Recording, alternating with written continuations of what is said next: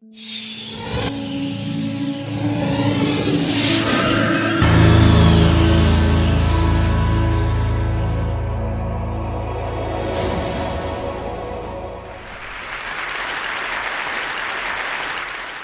I want to talk about today is one idea. It's an idea for a new kind of school which turns on its head much of our conventional thinking about what schools are for and how they work. And it might just be coming to a neighborhood near you soon. Where it comes from is an organization called the Young Foundation, which over many decades has come up with new innovations in education, like the Open University, and things like extended schools, schools for social entrepreneurs, summer universities, and the School of Everything. And about 5 years ago, we asked what was the most important need for innovation in schooling here in the UK. And we felt the most important priority was to bring together two sets of problems. One was large numbers of bored teenagers who just didn't like school, couldn't see any relationship between what they learnt in school and future jobs, and employers who kept complaining that the kids coming out of school weren't actually ready for real work, didn't have the right attitudes and experience. And so we tried to ask what kind of school would have the teenagers fighting to get in, not fighting to stay out. And after hundreds of conversations with teenagers and teachers and parents and employers and schools from Paraguay to Australia, and looking at some of the academic research which showed the importance of what's now called non-cognitive skills, the skills of motivation, resilience, and that these are as important as the cognitive skills, formal academic skills, we came up with an answer. A very simple answer in a way, which we called the studio school. And we called it a studio school to go back to the original idea of a studio in the Renaissance where work and learning are integrated. You work by learning and you learn by working.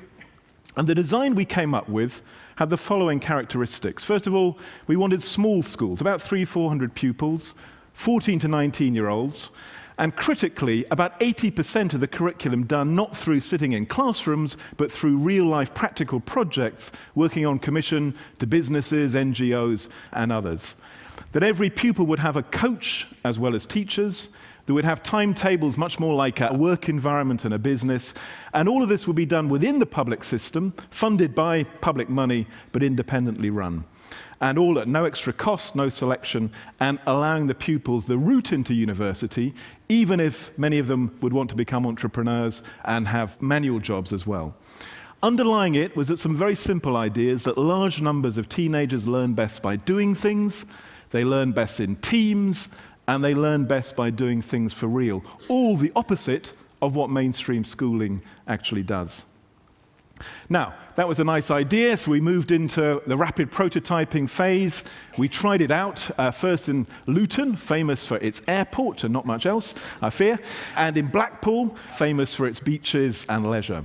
And what we found, we got quite a lot of things wrong and then improved them, but we found that the young people loved it. They found it much more motivational, much more exciting than traditional education. And perhaps most important of all, 2 years later, when the exam results came through, the pupils who had been put on these field trials, who were in the lowest performing groups, had jumped right to the top. In fact, to the top, pretty much top decile of performance in terms of GCSEs, which is the British sort of marking system. Now, not surprisingly, that influenced some people to think we were onto something. The Minister of Education down south in London described himself as a big fan, and the business organizations thought we were onto something in terms of a way of preparing children much better for real-life work today. And indeed, the head of the Chambers of Commerce is now the chairman of the Studio Schools Trust, and helping it work not just with big businesses, but small businesses all over the country. We started with 2 schools. That's growing this year to about 10, and next year we're expecting about 35 schools open across England, and another 40 areas want to have their own schools opening. A pretty rapid spread of this idea. Interestingly, it's happened almost entirely without media coverage. It's happened almost entirely without big money behind it. It's spread almost entirely through word of mouth, virally, across teachers, parents, people involved in education, and it spread because of the power of an idea, which is a very, very simple idea about turning education on its head and putting the things which were marginal, things like working in teams, doing practical projects, and putting them right at the heart of learning rather than on the edges. Now, there's a whole set of new schools opening up this autumn. This is one from Yorkshire, where, in fact, my nephew, I hope, will be able to attend it. And this one is focused on creative and media industries. Other ones have a focus on healthcare, tourism, engineering, and other fields. We think we're onto something. It's not perfect yet, but we think this is one idea which can transform the lives of thousands, possibly millions of teenagers who are really bored by schooling.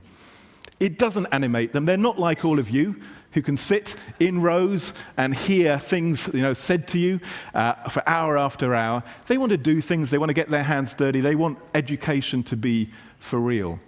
And my hope is that some of you out there may be able to help us. We feel we're on the beginning of a journey of experiment and improvement to turn the studio school idea into something which is present not as a universal answer for every child, but at least for an answer for some children in every part of the world. And I hope that a few of you at least can help us make that happen. Thank you very much.